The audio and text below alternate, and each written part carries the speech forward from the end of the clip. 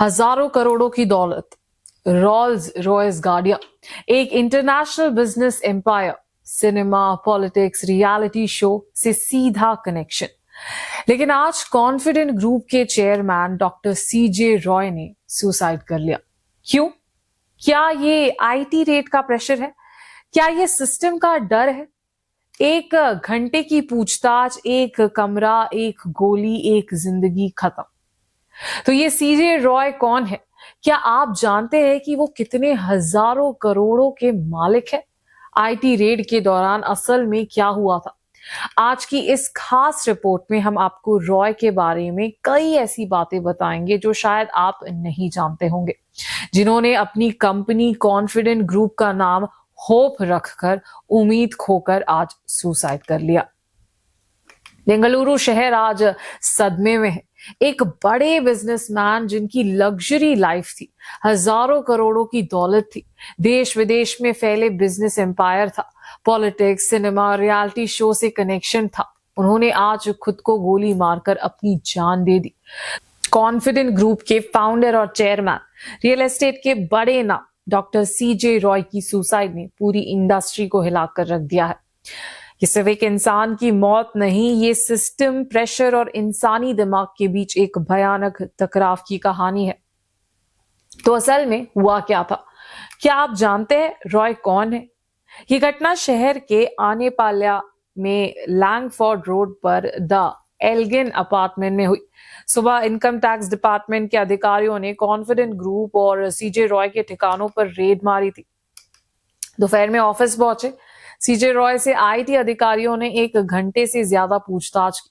अधिकारियों को कुछ डॉक्यूमेंट्स देने के बाद उन्होंने कहा, मैं और डॉक्यूमेंट्स लाऊंगा, और अंदर एक कमरे में चले गए।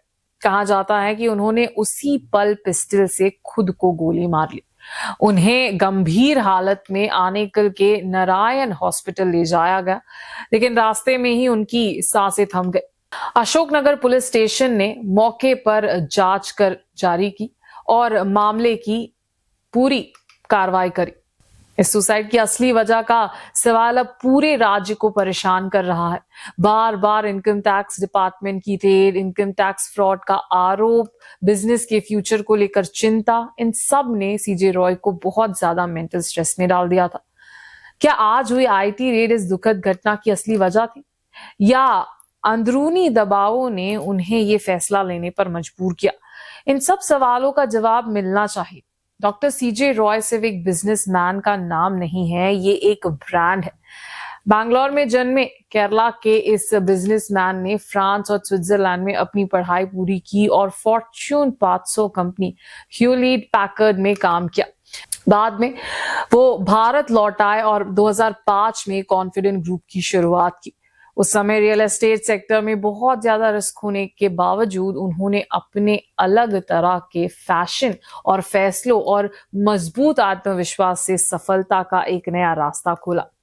आज कॉन्फिडेंट ग्रुप भारत और मिडिल ईस्ट में फैला एक मल्टीनेशनल ऑर्गेनाइजेशन है। 43 मिलियन स्क्वायर फीट का डेवलपमेंट, 165 से ज्यादा प्रोजेक्ट्स, 15,000 से ज्यादा सेटिस्फाइड कस्टमर्स। ये नंबर्स उनकी सफलता का सबूत है। सिर्फ रियल एस्टेट ही नहीं, उन्होंने hotel, resort, education, golf course, retail, international trade और एंटरटेनमेंट के फील्ड में भी सफलतापूर्वक इन्वेस्ट किया। उन्होंने फ्यूचर को ध्यान में रखते हुए बैंगलोर के शारजापुर में 300 एकड़ जमीन खरीदने और उस इलाके को आईटी हब बनाने का क्रेडिट भी दिया जाता है। जबकि रियल एस्टेट सेक्टर में कर्ज आम बात थी, सीजे रॉय एक ऐसे खास एंटरप्रेन्योर थे जिन्होंने बिना किसी कर्ज के प्रोजेक्ट डेवलपमेंट किए। उन्होंने बिना कर्ज के कई बड़े प्रोजेक्ट्स बनाए थे, जिसमें 3000 करोड़ रुपए का गोल्फ कंट्री प्रोजेक्ट भी शामिल है। कस्टमर के लिए 0% interest, come down payment model जैसे इनोवेटिव बैंकिंग आइडियाज ने उन्हें इंडस्ट्री में लेजेंड बना दिया। वो अपनी लग्जरी लाइफ के लिए भी चर्चा में रहते थे। 12 रोल्स रॉयस गाड़ियां, 10 करोड़ रुपए की एक फैंटम 8 कार, महंगे घर, सब कुछ उनकी जिंदगी का हिस्सा था। बिग बॉस विनर्स के लिए 50 लाख रुपए स्पॉन्सर करना, मलयालम और कन्नड़ा फिल्म्स प्रोड्यूस करना, रियलिटी शोज को सपोर्ट करना, उन्होंने जिन भी फील्ड में कदम रखा वो सब सक्सेसफुल रहे। बाहर से देखने में ये एक परफेक्ट जिंदगी लगती थी, लेकिन इस शान और शौकत के पीछे एक इंसानी चेहरा भी था। गरीब स्टूडेंट्स के लिए स्कॉलरशिप, केरला बाढ़ के दौरान 100 से ज्यादा घरों को फिर से बनाना, ओपन हार्ट सर्जरी के खर्चे, कैंसर और डायलिसिस ट्रीटमेंट के लिए मदद, कोविड के दौरान अनाथ बच्चों की पढ़ाई में मदद करना, इन सब कामों ने सीजे रॉय को सिर्फ एक बिजनेसमैन नहीं बल्कि एक सोशल एक्टिविस्ट के रूप में भी पहचान दिलाई।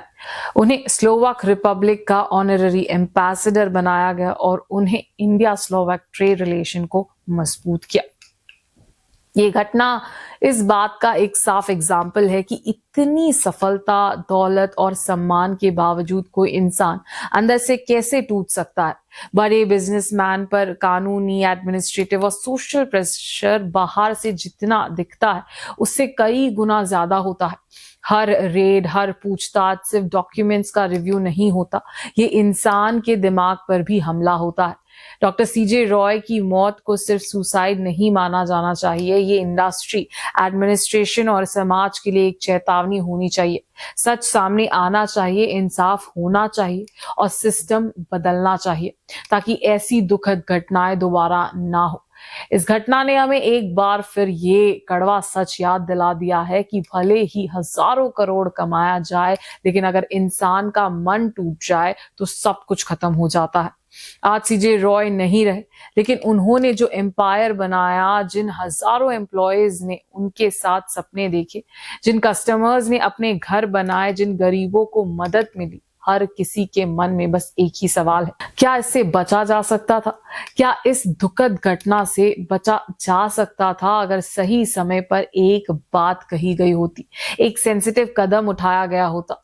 इस सवाल का जवाब ढूंढना सिर्फ इन्वेस्टिगेशन की जिम्मेदारी नहीं है, ये हमारे समाज की जिम्मेदारी है। डॉक्टर सीजे रॉय की मौत कोई अंत नहीं है, ये एक साइलेंट वार्निंग है कि सिस्टम को बदलने की जरूरत है। किसी ने नहीं सोचा था कि एक बिलियनियर का अंत ऐसा होगा। आज डॉक्टर सीजे हमारे बीच नहीं है, लेकिन जो सवाल उन्होंने पीछे छोड़े हैं वो आज भी जिंदा है। ये सिर्फ सुसाइड की कहानी नहीं है, ये कहानी है कि कैसे एक आदमी सिस्टम के प्रेशर के खिलाफ अकेले खड़ा हुआ।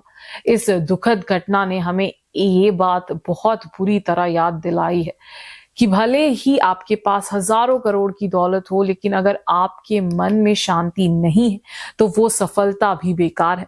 सच सामने आना चाहिए, न्याय मिलना चाहिए और सिस्टम को खुद सोचना चाहिए ताकि ऐसे अंत दोबारा ना हो।